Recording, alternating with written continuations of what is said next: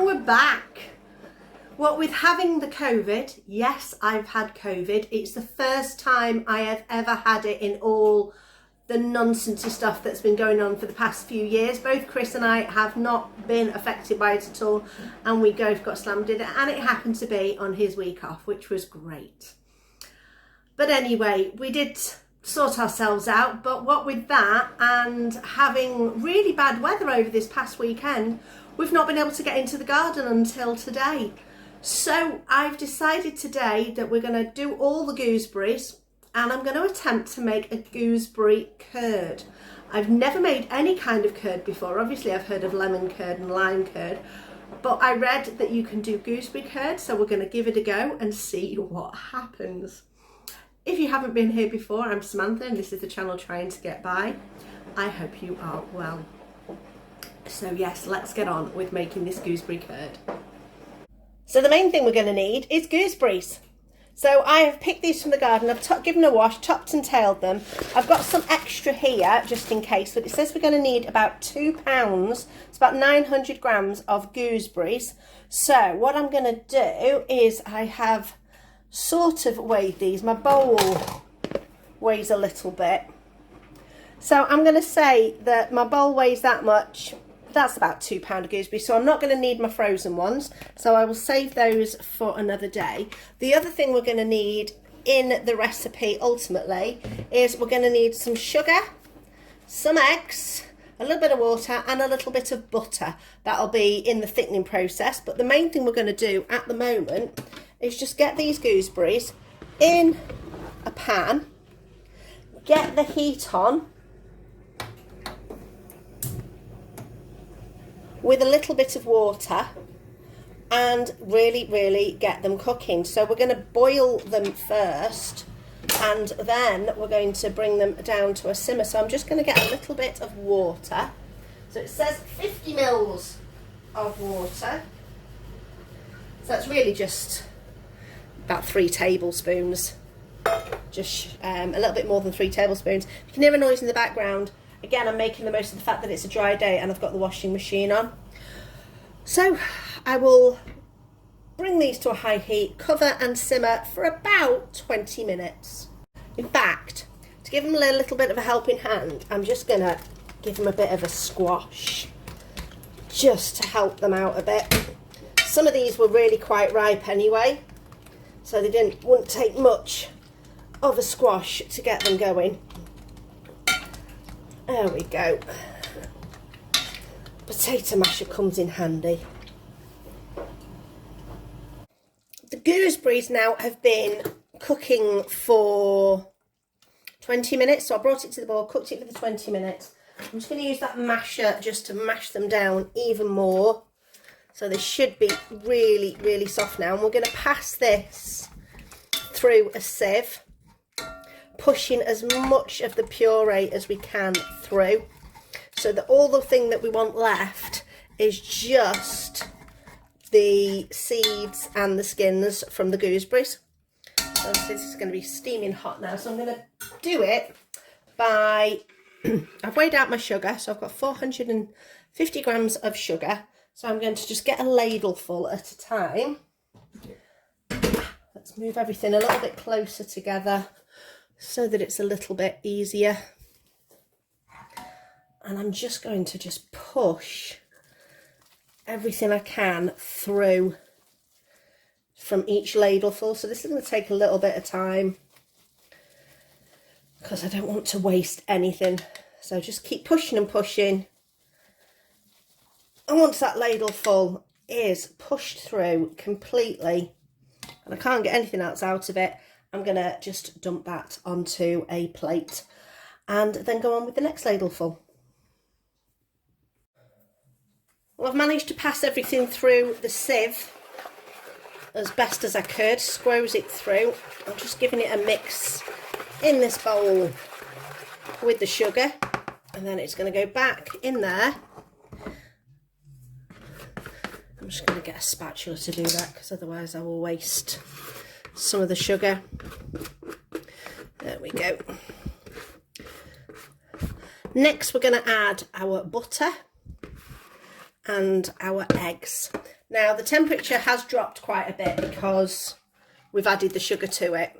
So the butter's going to go in. So that was 56 grams of butter. I will put a link to the recipe I am using in the description box.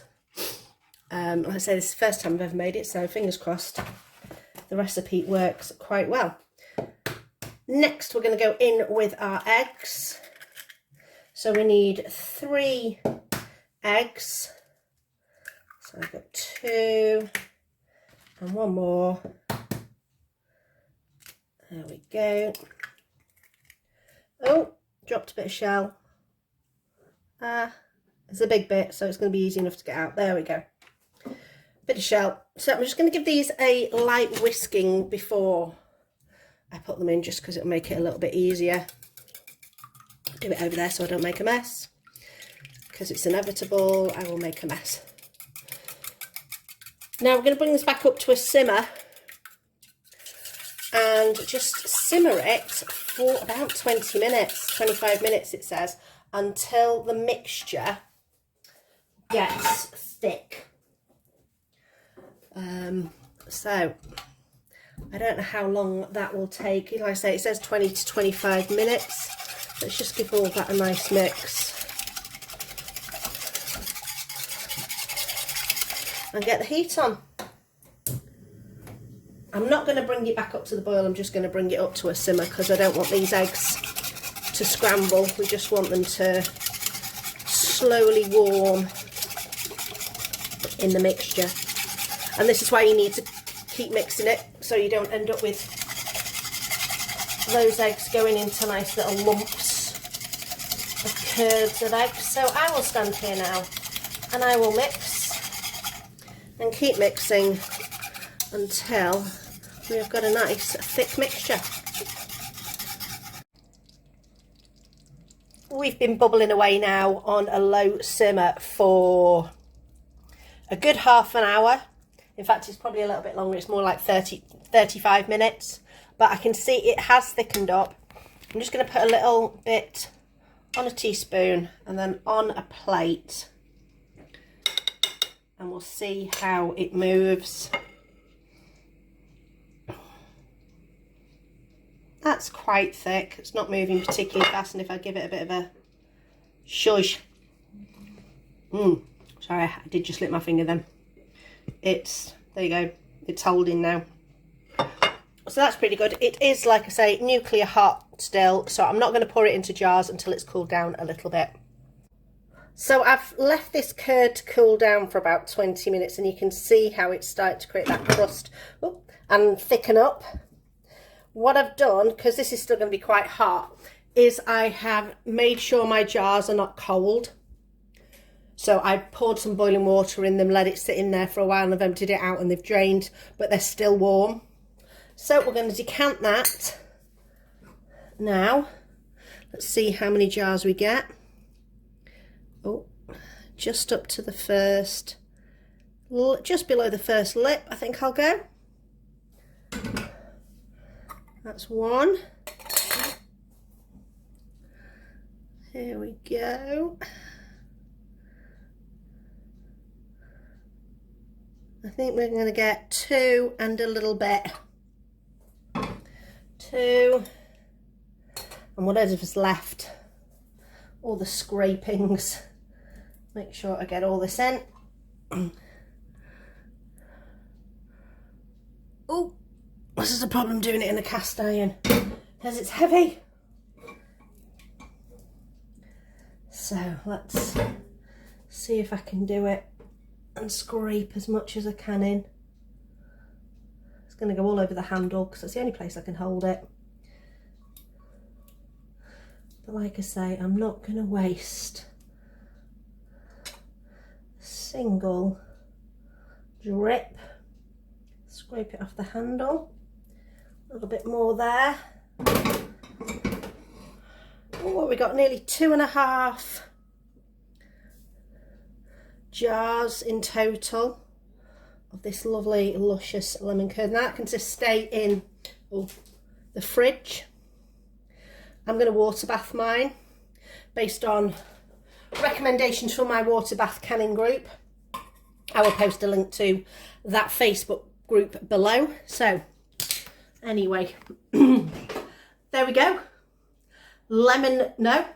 Gooseberry curd made in a similar way to lemon curd, which tastes, let's double check and get some out of one of these jars.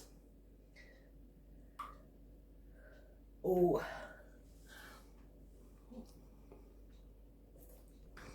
Oh, right there. That's where it's hitting. And I love that. That's what I like about, if I'm going to have lemon curd or any kind of curd on something, I want to get that. Oh, the juices in my mouth are flowing now. I want to get that tingle right there. Absolutely lovely and yummy. That's my new phrase, lummy. Really, really good. Perfect way to use up the gooseberries, and a bit of a different way to use them than the usual, you know, pies or crumbles that I would normally do. So you have to excuse me. It's still having its effects and making me out of breath. Thank you for watching. I hope you enjoyed this video. Please put a like, hit me up with a comment, and if you've not subscribed before, please do so. We would love to have you along on our frugal journey. I'll see you next time.